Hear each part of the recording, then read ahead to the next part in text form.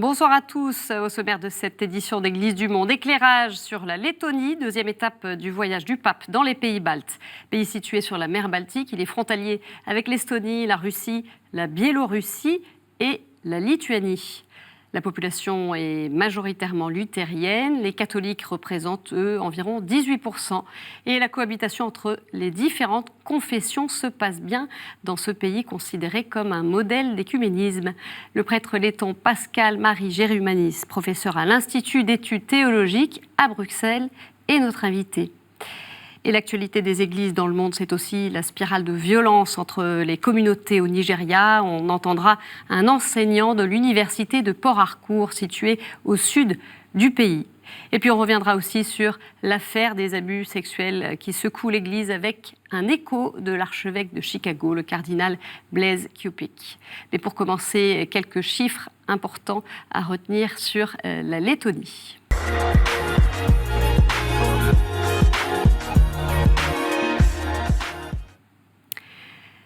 La Lettonie compte environ 1,9 million d'habitants. Dans cette ancienne république soviétique devenue indépendante en 1991, les relations avec la Russie restent difficiles, notamment sur la question du statut des russophones, soit un tiers de la population. Ils ne sont pas tous citoyens lettons. La Lettonie est membre de l'Union européenne depuis 2004. Côté religion, les luthériens représentent autour de 37% de la population, les orthodoxes 20%. Les autres dénominations sont inférieurs à 1%. Les catholiques, eux, se situent autour de 18%, soit 337 600 fidèles avec 4 évêques, 171 prêtres et 21 congrégations religieuses. L'évangélisateur de la Lettonie est Saint Ménard et Jean-Paul II, on s'en souvient, s'y est rendu en 1993. C'était lors de son premier voyage dans un pays de l'ex-Union soviétique. Tout de suite, on retrouve notre invité.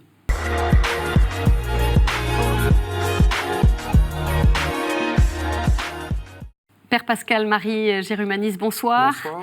Alors vous êtes belgo-letton, vous avez grandi en Belgique, vos parents étaient des réfugiés de la Seconde Guerre mondiale. Vous avez été ordonné en 1990 à l'Institut Notre-Dame de Vie et vous êtes aujourd'hui incardiné dans le diocèse de Namur. Vous avez enseigné au séminaire de Riga entre 1990 et 2008 et actuellement vous enseignez la théologie biblique et dogmatique à l'Institut d'études théologiques à Bruxelles et également au Grand Séminaire de Namur. C'est exact. Alors on va revenir sur l'histoire du christianisme en Lettonie avec la figure de Saint Ménard. Dites-nous brièvement, qui est-il ? Donc nous sommes au XIIe siècle. Toutes ces régions autour de la Baltique, plutôt vers l'est de la Baltique, n'étaient pas encore évangélisées et un brave moine du nord de l'Allemagne, donc Ménard de Holstein, accompagne les marchands qui vont faire leur travail et lui commence à évangéliser avec vraiment beaucoup de paix, beaucoup d'amour. Il y a un certain nombre d'habitants qui se tournent vers le christianisme. Cela crée des tensions et c'est pour ça que le successeur de Saint Ménard, Saint Albert, malheureusement fait appel à ce qu'on appelait les moines soldats. Et donc, ça a un peu entaché les débuts de l'évangélisation. On voit des images derrière nous de l'église qui avait été construite sous Saint Ménard. Hein, voilà, c'est la première construction en dur dans toutes cette région des pays baltes. Voilà. 13e siècle. 13e siècle, 12e siècle. Alors, dans l'histoire contemporaine, je fais un petit saut de quelques siècles. On le sait, la Lettonie, elle a subi des décennies de communisme. Et l'Église a beaucoup souffert durant cette période avec des prêtres emprisonnés, des prêtres déportés. Il y a des figures marquantes dans l'Église de Lettonie, avec notamment celle de Monseigneur Sloskan, qui est un évêque letton qui a été ordonné clandestinement pour la Biélorussie et qui a été aussi longtemps au service de l'Église en Belgique. Dites-nous, alors vous êtes le postulateur pour sa cause de béatification, en quoi est-ce qu'il est une figure aussi importante pour la Lettonie, même s'il n'y est pas resté très longtemps ? Alors il est d'abord né dans ce pays à l'époque des Tsars. L'histoire a fait qu'il s'est retrouvé au moment de la Révolution à Saint-Pétersbourg. Il est resté en Russie soviétique. Il s'est occupé notamment des Lettons, mais il a été ordonné clandestinement pour la Biélorussie. Il n'a pu exercer qu'un an son ministère, même s'il est resté en titre administrateur apostolique pour la Biélorussie pendant 55 ans. Donc il a été libéré contre sa volonté. Il serait resté dans les camps parce qu'il voulait souffrir avec son peuple. On l'a un peu trompé par un mensonge en disant que c'était la volonté du pape qui sorte. Il s'est retrouvé en Lettonie en 1933-34. La Gestapo en 1944 l'amène en Occident. Il se retrouve en Belgique et il finit sa vie, les 35 dernières années de sa vie, en Belgique. Alors, les Lettons l'aiment bien parce qu'il s'est aussi occupé d'eux. Il l'aime bien parce que c'est vraiment une figure de bonté, une figure de tendresse et d'humilité. Quelqu'un qui a souffert, comme beaucoup de Lettons, beaucoup de prêtres du communisme. Il l'aime bien peut-être aussi parce que c'est une figure qui peut faire des ponts entre l'Est et l'Ouest, une figure qui peut mettre en contact l'Église locale avec l'Église universelle. C'est ce que dit d'ailleurs aussi bien l'archevêque de Minsk en Biélorussie que l'archevêque de Malines-Bruxelles, où sa cause de béatification a été introduite. C'est une figure universelle parce que sa vie était telle, quoi. Alors, je donne cette information qui va sans doute intéresser nos téléspectateurs, c'est que vous venez de co-réaliser un documentaire qui retrace la vie et l'héritage spirituel de Monseigneur Sloskans. Il a pour titre « Un évêque selon le cœur de Dieu » et il sera diffusé prochainement sur KTO. Alors, on parlait de figures marquantes. Il y a aussi des lieux marquants en Lettonie avec notamment le sanctuaire d'Aglona. Dites-nous, en quelques mots, qu'est-ce qu'il représente ce lieu dans le cœur des Lettons ? C'est un grand lieu marial qui se situe non loin de la frontière biélorusse, un lieu qui a contribué au renouveau spirituel, à la chute du communisme. Les gens se sont mis à faire des pèlerinages à pied d'un peu partout. Et ça fait des semaines de marche jusqu'à ce lieu, beaucoup de jeunes et de moins jeunes. Je ne l'ai pas fait à pied. Je ne l'ai pas fait à pied. D'accord. Voilà. Et donc, j'ai rencontré beaucoup de personnes qui vraiment ont rencontré le Christ, rencontré l'Église, qui ont découvert peut-être leur vocation sacerdotale ou religieuse en marchant pendant des semaines à la suite du Christ vers Aglona, ce sanctuaire marial, où le pape François d'ailleurs va se rendre également et où se trouve la tombe de Monseigneur Sloskans. Et on va parler maintenant aussi de cette Lettonie d'aujourd'hui, peut-être plus sur un aspect société, avec les changements que connaît votre pays. Mais je vais vous proposer tout de suite d'abord d'écouter quelques mots de Monseigneur Stankiewicz, donc, qui est l'archevêque catholique de Riga, des mots prononcés dans son homélie lors d'une célébration œcuménique. On en parle juste après. Bet tā vietā tad ir parādījušies dievekļi, jauni dievekļi. Kādreizējais zelta teļš, par kuru mēs lasām 2. Mūzus jeb izceļošanas grāmatā, tagad izpaužas naudas kultā un tajā, kā ar birokrātisku slogu cilvēka darbību nosaka bezpersoniska ekonomika, kurai nav cilvēciska mērķa. Alors Père, comme le dit l'archevêque, est-ce que c'est ça la Lettonie d'aujourd'hui, des personnes, des hommes, des femmes qui en sont réduits à satisfaire leurs besoins de consommation ? Peut-être qu'il parle de manière générale avec la situation de l'économie de marché qui est arrivée de manière un peu brutale. Karl Marx a expliqué comment on passe du capitalisme au communisme, mais il n'a pas expliqué comment on fait l'inverse. Et donc ça s'est fait parfois quand même de manière chaotique. Et on peut dire que l'économie de marché a produit une société où il y a beaucoup d'inégalités et où on crée cet appétit des biens de consommation de manière exagérée. Et comme un peu partout en Occident, l'homme devient esclave de ces biens de consommation. Voilà, et Monseigneur Stankiewicz qui parle de ce veau d'or, le culte de l'homme maintenant pour l'argent qui remplace Dieu. Alors on sait qu'en Estonie, il y a à peu près 75% de la population qui est athée. On se situe dans quelle proportion dans votre pays, en Lettonie ? C'est difficile d'avoir des chiffres exacts. Qui est athée aussi dans son cœur, on ne sait pas. Si on parle, les chiffres que vous avez donnés pour les confessions chrétiennes, je crois quand même qu'il y a au moins 40% d'athées, je pense. Et même dans le cœur de ceux qui sont chrétiens, il y a toujours ces semences de l'athéisme de l'époque soviétique qui traînent, et encore avec Ça se voit. Comment ça, c'est intéressant ce que vous dites, Père. Ces semences-là, Mais ce sont des semences. Il y a quand même eu une propagande soviétique pendant des années et des années. Et c'est pour ça qu'à la chute du communisme, l'Église a voulu former les chrétiens.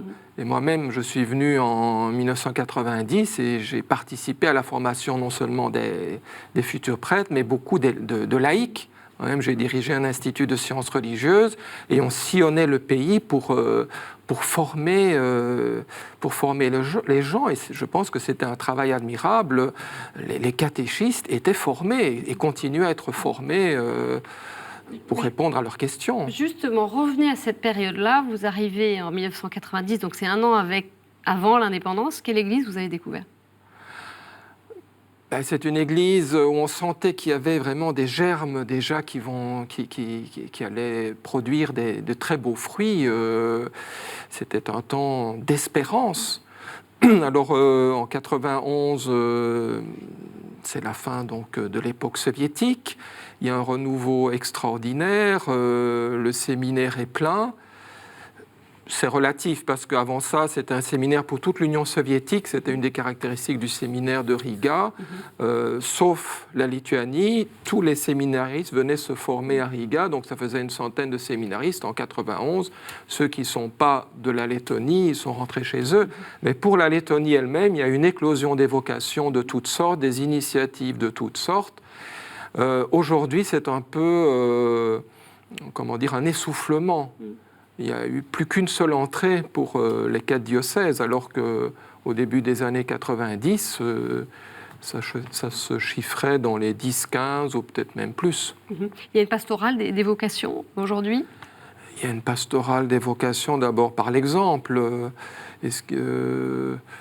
Voilà, je pense que la pastorale se fait dans les paroisses par l'exemple, et puis le Seigneur travaille dans le cœur des jeunes. Il faut voir qu'il y a eu beaucoup de jeunes qui sont partis travailler à l'étranger, donc il y a aussi beaucoup moins de jeunes. C'est la situation actuelle. On dit que 30% de la population en Lettonie travaille pour le reste de la population. D'accord, donc beaucoup de chômage et donc beaucoup de départs, la tentation de l'émigration. Oui. Vous parliez des laïcs aussi, de ces catéchistes que vous avez contribué à former dans les premiers temps. Dites-nous, aujourd'hui, qu'est-ce que ça donne ? Est-ce qu'il y a des laïcs qui sont engagés, qui sont bien formés ? J'espère. En tout cas, on les voit actifs dans les paroisses, dans divers mouvements. Ils peuvent aussi aller dans les écoles. Ça, c'est un petit peu restreint au niveau du droit d'aller dans les écoles publiques, mais il y a la possibilité d'aller, si les parents sont d'accord, de proposer un cours de religion chrétienne dans les écoles publiques, avec des gens formés, avec un diplôme reconnu à la fois par l'Église et par l'État. Quelle est justement la collaboration Église-État? Comment ça se passe, les liens Église-État? Est-ce que l'Église a une place importante dans l'espace public? Mais l'Église, au début donc, des années 90, c'était vraiment un lieu d'espérance. Il y a tout un dialogue qui s'est fait entre l'Église et la société, l'Église et l'État. Et les évêques actuels veulent que ça continue, qui est vraiment une collaboration. Il y a une séparation, bien sûr, de l'Église et de l'État, mais cette formule peut prendre des colorations diverses. En Lettonie, il y a une bonne entente entre l'Église et l'État, même si il y a encore beaucoup de chemin à faire pour que la société évolue selon des valeurs vraiment humaines et aussi chrétiennes. Et l'Église, cette Église au service aussi des plus fragiles, ça prend quelle forme ? Alors ça prend des formes déjà quand même bien institutionnalisées maintenant, notamment par la Caritas, qui a des antennes dans la plupart des paroisses. Il y a tout un travail qui se fait pour recenser les personnes qui devraient avoir de l'aide, aussi dans les maisons de retraite. Et donc, il y a tout un engagement qui se fait. Déjà tout au début des années 90, les sœurs de Mère Teresa sont arrivées. Donc, moi, j'ai pu voir cela de près. J'ai même été leur aumônier à un moment donné. Elles font un travail extraordinaire auprès des plus démunis. Quel regard finalement vous portez au fil des années, puisque vous y retournez à peu près une fois par an dans votre pays d'origine? Voilà, comment vous le voyez évoluer? Mais disons qu'il y a à la fois de l'espérance, car il y a quand même un potentiel assez extraordinaire, mais en même temps, on voit le chemin qui reste à faire. Il y a parfois un peu une désillusion. Moi, je suis quelqu'un qui est bien sûr attaché à la Lettonie, mais comme j'ai grandi en Belgique, j'ai étudié en France, etc. Donc, je bats un petit peu, mon cœur bat de divers côtés. Je me sens belgo-letton. Et donc, en comparant, on voit les richesses qu'il y a en Lettonie, mais aussi les pauvretés. Et je pense qu'en s'appuyant sur les richesses qu'il y a, on peut progresser. Alors pour le centenaire de l'indépendance de la Lettonie, qui est la raison, le point de départ de la venue du pape François, l'indépendance des pays baltes, eh bien, un pèlerinage était organisé avec 100 jours de marche. C'est impressionnant. Ça fait 3 mois, donc il faut pouvoir avoir 3 mois devant soi pour faire ce type de démarche. Et on va écouter justement l'un des pèlerins qui s'est lancé sur les routes de Lettonie. On écoute son témoignage. Il nous explique le sens de sa démarche. Reizi šāda iespēja, domāju, pirmā un vienīgā iespēja, tāds 100 gadu svētceļojums. Es eju, lai es piedzīvotu mīlestību, lai piedzīvotu Dieva mīlestību, lai piedzīvotu Dieva prieku, lai piedzīvotu tādu garīgu atmodu sevī pirmkārt, un arī lūgtos par garīgu atmodu Latvijā, par garīgu atmodu mūsu tautā, lai mūsu tauta ceļās no tiem grēkiem, no tā smaguma, no tās nastas, ko viņi nes, ko ir piedzīvojuši. Un lai piedzīvo garīgu atmodu caur Dievu, caur patiesību, caur prieku, caur to prieku un caur to mīlestību, ko Dievs dāvā. Ko Dievs dāvā, un tieši svētceļojums ir tā vieta un tas laiks, ka to var īpaši piedzīvot savā sirdī un dāvāt šo prieku un šo mīlestību arī citiem. Voilà, cette attente d'un renouveau spirituel, ça c'est un des défis majeurs pour la Lettonie. C'est-à-dire que l'on entend souvent cela dans la bouche de l'archevêque et aussi les personnes que je rencontre, avec qui je parle encore par téléphone. On attend ce renouveau spirituel comme un peu partout. Mais je pense qu'il faut que ce renouveau spirituel aille ensemble avec un renouveau de toute la société, aussi au plan humain, au plan du respect de la personne. S'occuper des pauvres par des actions caritatives, c'est important, mais je pense que l'État pourrait faire plus pour lutter contre les injustices. Vous voyez, chez nous, dans nos pays, France, Belgique, etc., il y a toute une tradition de lutte sociale. En Lettonie, il pourrait y en avoir un peu plus, peut-être. Il ne faut peut-être pas être des grands révolutionnaires, mais en voyant comment fonctionnent, par exemple, les syndicats en Lettonie, ils sont très passifs, peut-être trop passifs. C'est peut-être un passé aussi qui a mis les gens sous cloche, sous pression, qui explique un peu ça. Il y a de cela, oui. Et je pense que la visite du pape François peut apporter un renouveau spirituel, bien sûr, mais c'est un renouveau spirituel enraciné aussi pour un renouveau de toute la société. Et on sait bien que le pape François est très sensible à cette dimension. Et je pense qu'on peut l'entendre en Lettonie, il faudra l'entendre sur ce sujet, à tous les niveaux. J'espère que les oreilles seront ouvertes. Déjà, lorsque le pape Jean-Paul II est allé en Lettonie en 1993, il a remis ses encycliques sociales en anglais aux responsables politiques. Je ne sais pas s'ils ont lu suffisamment ces encycliques. On verra ce qui va se passer lors de ce voyage. Cette dimension écuménique qui est aussi une dimension importante en Lettonie, hein, et le pape d'ailleurs va participer à une célébration écuménique à Riga. Dites-nous, ça se vit comment, cet œcuménisme ? Mais ça se vit d'abord dans la vie quotidienne, lorsqu'on rencontre des personnes qui sont d'autres confessions, luthériennes ou encore orthodoxes, ou encore d'autres plus petites confessions. C'est un respect quand même. Vous voyez, l'époque des persécutions a conduit à un écuménisme de charité, hein, on pourrait employer le mot d'écuménisme de sang, puisqu'on a souffert ensemble. Et concrètement, il y a des choses qui se font. Moi-même, quand j'étais en Lettonie, j'ai participé à la traduction écuménique de la Bible. C'est un travail très fraternel, très respectueux, à l'écoute de la parole de Dieu, dans la joie. Alors, il y a aussi ces moments de rencontre avec des représentants des églises, et je pense, on va voir des images tout de suite, des images du chemin de croix écuménique à Riga pendant la Semaine Sainte, où la croix est à la fois porté par l'archevêque catholique et l'archevêque luthérien, l'archevêque catholique de Riga, l'archevêque luthérien de Lettonie. C'est tout un symbole. Bien sûr. Non, on ne montre pas encore les images, elles ne vont pas encore passer. On les voit derrière nous. Voilà. Mais donc ça illustre bien cette dimension-là. Ça illustre bien, donc c'est un chemin de croix écuménique déjà depuis quelques années à travers les rues de Riga. On sait bien que la croix est une dimension importante pour nos frères luthériens.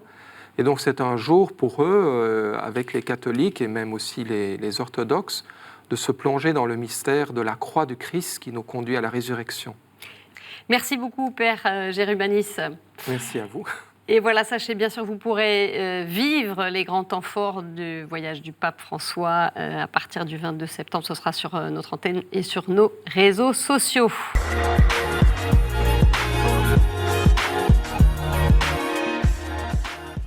Cette semaine, on revient sur deux actualités qui ont retenu notre attention. Tout d'abord, la situation au Nigeria, pays le plus peuplé d'Afrique et tristement connu pour les violences provoquées depuis 2009 par le groupe terroriste Boko Haram, ayant fait des milliers de victimes. Mais depuis 2015, une autre forme de violence gangrène le centre du pays en particulier. Au cœur du problème, ce sont les conflits agraires entre les agriculteurs sédentaires et chrétiens et les éleveurs en majorité nomades et musulmans. Et parmi eux, les éleveurs de l'ethnie Fulani. Certains se constituent en groupes armés, tuant des enfants ou encore des femmes, mais aussi enlèvent des prêtres ou des religieuses avec des demandes de rançon. Certains de ces prêtres et religieuses ont été libérés. Dernier en date, le père Ogaga, relâché après 4 jours de détention début septembre, mais d'autres n'ont pas eu cette chance et ont été assassinés. Alors les auteurs de ces crimes, finalement, utilisent les mêmes méthodes de terreur que Boko Haram, mais le gouvernement reste inerte. Décryptage de Walter Iyerigirka, professeur de communication et d'études des médias à l'université de Port Harcourt au Nigeria. On l'écoute par téléphone. They seem to be fighting the same cause, because Boko Haram is seen as the militant wing of Islam and is trying to propagate Islam despite it being extremist in nature. And the government is fighting Boko Haram. But the one that, people are very, very anxious about is that the Fulani herdsmen who are armed are practically doing the same thing that Boko Haram is doing. The killing of people, the senseless killing of people, the senseless massacre of Christians. The people have been calling on the Nigerian government to designate these armed Fulani herdsmen as a terrorist group, just like Boko Haram, and to make a clear statement to say anybody, herdsmen or so, who is caught in acts of terrorism should be prosecuted and tried according to the laws of the land. But unfortunately, the government in the country doesn't seem to be doing anything to stop that. La voix des victimes doit être portée au sommet de l'Église. C'est l'appel fort lancé le 9 septembre dernier par la Commission pontificale pour la protection des mineurs à l'issue de sa 9e assemblée plénière à Rome. Nous vous en parlions à la source. Alors l'affaire des abus sexuels dans l'Église, elle ne cesse d'être au cœur de l'actualité depuis plusieurs semaines avec un déclencheur mi-août, la révélation des scandales touchant l'Église en Pennsylvanie aux États-Unis.